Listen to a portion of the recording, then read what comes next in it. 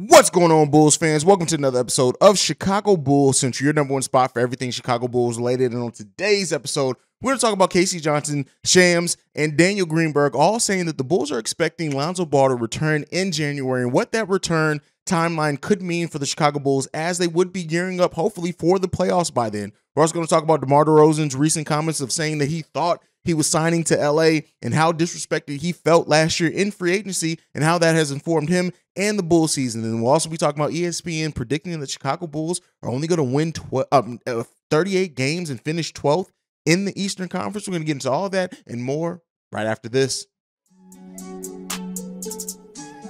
You are now tuned in to Chicago Bulls Central, your number one place for all Chicago Bulls news and content.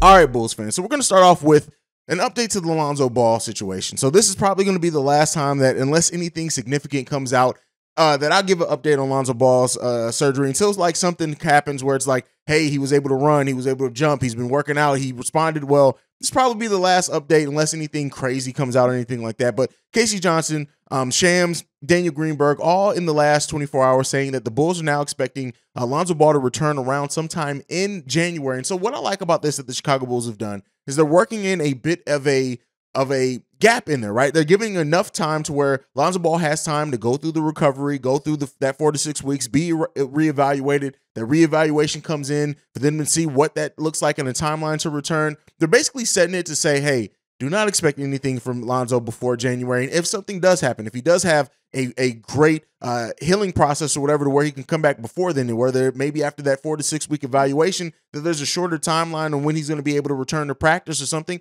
all right, then we'll be able to say that. But as of right now, that puts Lonzo's return at January, not returning till 2023. But that gives Lonzo Ball plenty of time to come back, get in gear before the playoffs, still have a major impact on the season. At that point, you're looking at about between 40 and 45 games left to be played for Lonzo Ball at that point. And as we know with Lonzo, the biggest thing that we want from Lonzo is not only health, is not only to come back when he's 100% healthy, but we need him by the playoffs. We want him to not only just be back for the playoffs, we want him to be back in rhythm and things like that. With being out of basketball, at that point, it would be 12 months. It would be exactly a year since he basically went down.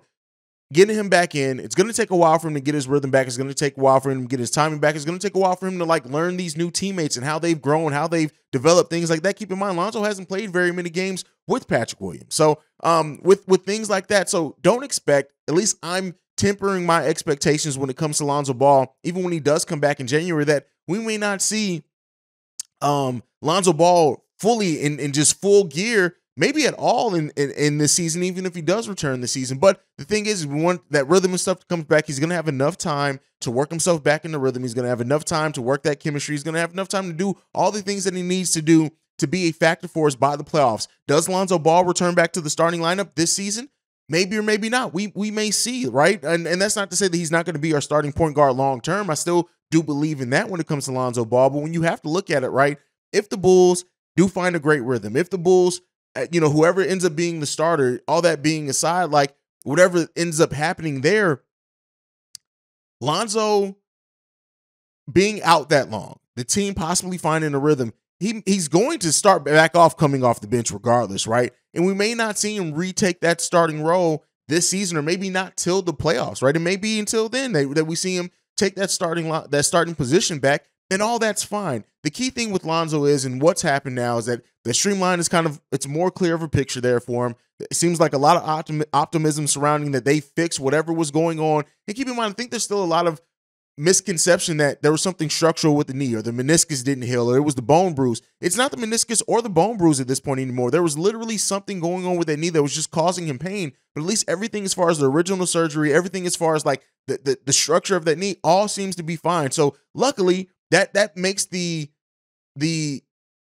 perception or the hope that he's going to be able to come back and make a full return even more likely. Keep in mind, meniscus surgeries in of themselves aren't career threatening, right? They do cause some complications later on in life, right? That may be well after basketball playing time, but at that point, like, you're still expecting Lonzo to be able to make a full recovery. When you look at the rest of the East, like other players that have had it, Kendrick Nunn, who had a similar situation, out a full year and stuff like that. So it is what it is. I know there's a lot of frustration around Lonzo and the questions around that, But, at this point, everything seems to be clearing up, and that's what we need and hope to see from Lonzo Ball. And let's go ahead and move on. Now, the injury to Lonzo Ball may play in some to the next topic. So ESPN was doing win predictions of all the teams. And so in the Eastern Conference, they have predicted the Chicago Bulls to finish 12th in the Eastern Conference with 38 wins. That puts the Bulls even outside the play-in. This is after yesterday, Kendrick Perkins made the comment that he sees the Bulls at best as a play-in team. And I've always speculated, like, ESPN feeds certain things to analysts. He probably knew that this article was coming out. It probably made it a bigger deal.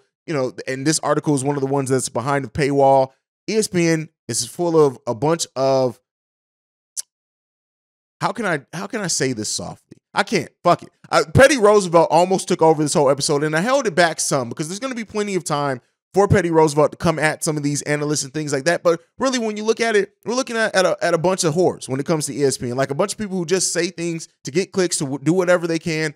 Some of it you take with a grain of salt. Some of it you don't take at all. Some of it has a little bit of merit to it. While the doubt around the Chicago Bulls may be based around their health, maybe based around Lonzo Ball, maybe based around things like, can DeMar DeRozan do it again? Is Vooch actually going through a slump, or was it just a bad season? What Zach LaVine is going to look like? Can he stay fully healthy this season? Alex Caruso, all of that. Like, there are tons of legitimate things that could be questions around the Chicago Bulls heading into the season that could cause some doubt. But a 38-win season after a team that won 46 games last season, and they won 46 games, keep in mind, with Patrick Williams missing most of the season. Lonzo Ball didn't play in over half the games of the season. Alex Caruso missed most of the season. Like, Javonte Green was banged up. Derrick Jones Jr. in his thumb. Like, there was a lot of things going into the Chicago Bulls season that you could say that had the Bulls been fully healthy, maybe we've been looking at a 50, 52-win team. So to have such a drop-off, right, with the team, yes, they have a questionable time with Ayo Dosunmu being the starting point guard. If he even is the starter, there's questions around who's going to be the starter. How does that change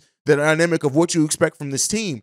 And while teams in the East have improved in ways on paper, right, in ways that you can see that they clearly added some talent to the team, the harder thing that I've always been saying to judge is the teams that are going to gain some improvement internally, whether that is the young players in Ayo, Patrick Williams making leaps or making developments, whether that's chemistry paying off, whether that's Nikola Vucevic being utilized better and not settling for so many three-point shots, and how that improves the Chicago Bulls offense. There's a lot of legitimate reasons, I understand, to throw some doubt towards the Chicago Bulls, but this just seems a little bit egregious in my perspective, but it does feed into even what some Bulls fans are thinking, that the Chicago Bulls just aren't going to be able to measure up in the East like they did last season. Now, me personally, I'm looking at things in the East like I've already talked about. You guys know what Cleveland did in adding Donovan Mitchell, a lot of talent there on paper. A talented backcourt, both have high usage rates. How that ends up working out, yes, they have a talented front court as well. That front court of the Cleveland Cavaliers, I do think can be the best front court in the league.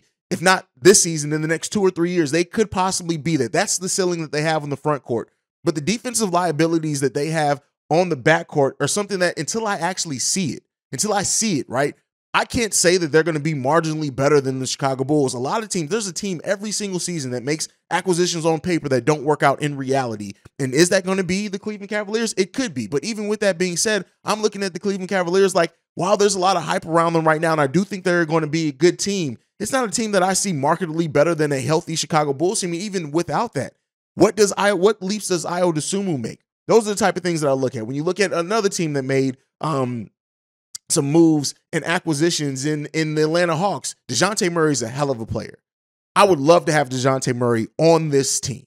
Love it. Don't get me wrong. He's a hell of a defensive player, but there's a lot of questions as well around the Atlanta Hawks when you look at it. Like, how does that team come together? A lot of the players that they did end up giving up and losing this season, they brought back, DeJounte Murray, a hell of a talented player, but there's still some defensive questions on that team. John Collins, how is he going to work out? And also, I did talk a lot about this over on the Cognac Boys show, so make sure you guys go and check me out over there. Hell of a show, hell of a channel, by the way. So if you're not subscribed to the Cognac Boys, you missing the hell out. But nonetheless, with that being said, and so I see the doubt around there. The Brooklyn Nets, extremely talented team, a team that can be scary, but let's see how it comes together. Kyrie Irving, we never know what's going to be with Kyrie Irving. When he's on the court, he's great.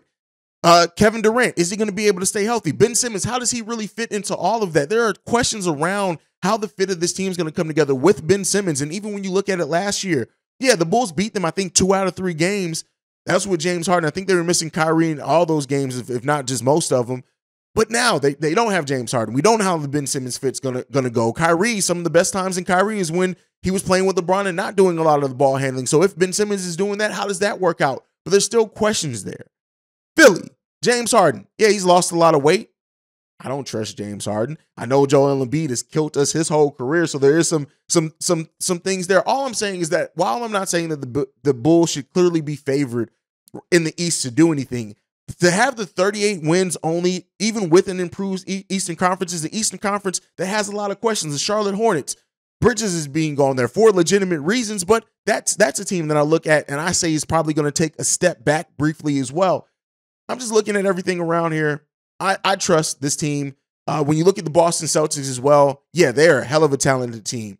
But with that being said, Ime Udoka, him being gone, the coaching there, how does that impact the team?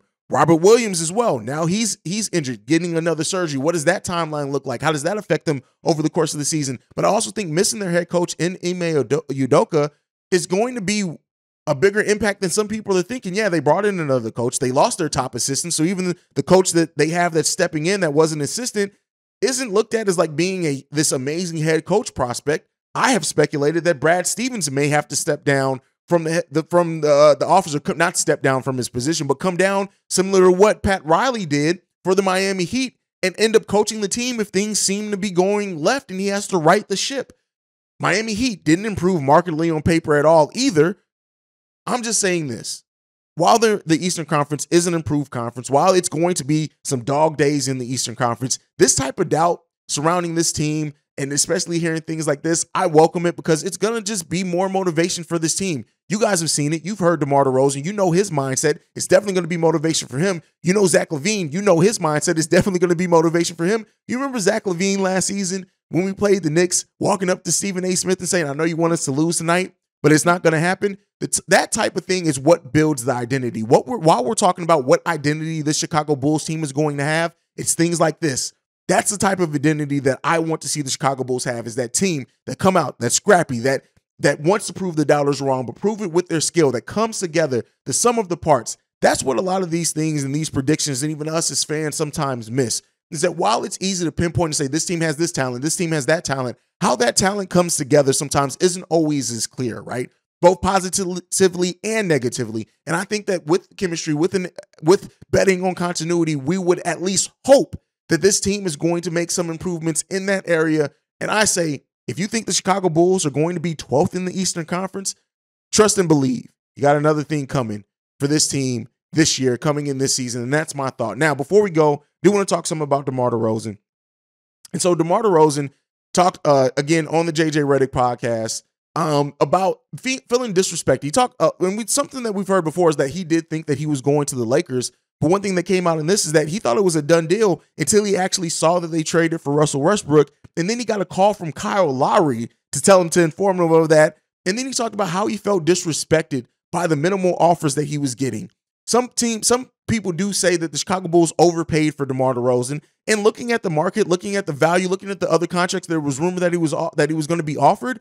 The Bulls might have overpaid technically. But when you look at the impact that he's had with changing the culture, motivating the rookies, being a mentor to them, that's more than the value of his contract. I still look at the 3-year, $80 million deal that we signed DeMar DeRozan for being more than worth it when you look at all those things going into it. And so him saying that, being labeled the worst offseason signing now, this season being labeled as one of the most overrated players in the last decade, best believe these are going to be things that DeMar DeRozan continues to use for motivation, and that's going to trickle down throughout the whole team. So him saying that like he felt, and even saying that like he felt forgotten in San Antonio. And for the people that say that DeMar DeRozan has never improved, it's clear that they weren't watching the San Antonio DeMar DeRozan. He went down there and not only refined his game, but added things to his game, his ability, his passing ability, his ability to read offenses and just run the offense a little bit more. These are things that we saw him develop in San Antonio. So if you think DeMar DeRozan is the same player because you're just looking at the stat sheet, you're overlooking a lot, because this player is hardly the same exact player that he was before. And him saying that he felt forgotten and that he's felt reinvigorated since he's come to the Chicago Bulls makes me just happy to have him on this team, in this franchise. I've said this so much. I'm always going to talk very proudly about DeMar DeRozan being a Chicago Bull because of everything it means, everything it's meant, everything that is going to pay off for in the future with him mentoring Ayo Dosunmu, Dalen Terry, Patrick Williams. Even if next season ends up being the last season of DeMar DeRozan in the Chicago Bulls uniform, which I don't think that it will be. It may be, but I don't think that it will be. The lessons that he's taught these young players, the improvement that he's made, the way that they've gotten to see him work and that work ethic, it's going to continue to pay off for years and years to come for the Chicago Bulls team. And I, for one, am glad that DeMar DeRozan ended up here, whatever route it went. Even if he wanted to go to LA, we weren't his main target, whatever. I don't care about none of that because it all ended him here in the Chicago Bulls and in our uniform, and it's paying off big time and will continue to do so. But that is it for me for today. Make sure you follow the show at Bulls Central Pod. You can send us any feedback, questions, comments, concerns, bullscentralpod@gmail.com. Lastly, if you want to leave a text and or voicemail, number to do so, 773-270-2799. We are the #1 spot for everything Chicago Bulls related because of you guys. Make sure you get those voicemails in for tomorrow's mailbag episode. Love you guys. Go Bulls. Peace, y'all. This has been a presentation of the Break Media.